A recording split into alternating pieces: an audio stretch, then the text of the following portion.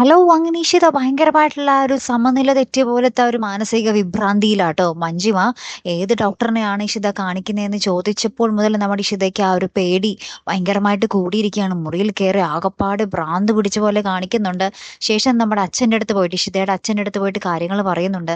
"അവരെന്റെ കുഞ്ഞിനെ കൊന്ന് കളയും അച്ഛാ" എന്നൊക്കെ പറഞ്ഞ് ഭയങ്കരമായിട്ട് കുറെ പൊട്ടിക്കരയുന്നുണ്ട്. അപ്പൊ അച്ഛനിങ്ങനെ ആശ്വസിപ്പിക്കുന്നൊക്കെ ഉണ്ട്. ശേഷം നമ്മുടെ ഇഷിതയുടെ അച്ഛൻ വന്ന് മഹേഷിനോട് സംസാരിക്കുന്നുണ്ട്. എന്നിട്ട് മഹേഷിനോട് പറയുന്നുണ്ട്, "മഞ്ജിമയിൽ നിന്നും രചനയിൽ നിന്നൊക്കെ നീ എൻ്റെ മോളെ രക്ഷിച്ചോളണേടാ" എന്ന് നമ്മുടെ മഹേഷിനോട് പറയുന്നുണ്ട്. പിന്നെ നമ്മുടെ മഹേഷ് ഇഷിതേനെ വന്ന് ആശ്വസിപ്പിക്കുന്ന രംഗങ്ങളാട്ടോ നമുക്ക് കാണുവാൻ സാധിക്കുന്നത്. അപ്പൊ ഇഷിത മഹേഷിനോടും പറയുന്നുണ്ട്, അവരുടെയൊക്കെ ലക്ഷ്യം നമ്മുടെ കുഞ്ഞാണ് മഹേഷ്, നമ്മൾ ശ്രദ്ധിച്ചേ പറ്റൂ എന്നൊക്കെ ഇഷിത ഇങ്ങനെ പറയുന്ന രംഗങ്ങളാട്ടോ ഏറ്റവും ഒടുവിൽ കാണുവാൻ സാധിക്കുന്നത്. ഈ ഒരു കാര്യത്തിൽ ആരായിരിക്കും വിജയിക്കുന്നത് അല്ലേ? നമ്മുടെ ഇഷിതയ്ക്കും മഹേഷിനും കുഞ്ഞു വരുമോ? അല്ലെങ്കിൽ ശത്രുക്കളുടെ പ്ലാൻ പോലെ ആ ഒരു കുഞ്ഞ് നഷ്ടമാകുമോ? നിങ്ങൾക്ക് എന്ത് തോന്നുന്നു? എന്ന് കമന്റ് ചെയ്തേക്കണേ. കാത്തിരിക്കാം ട്ടോ. അപ്പൊ അടുത്തൊരു വീഡിയോയുമായി വരുന്നത് വരയ്ക്കും ഗുഡ് ബൈ.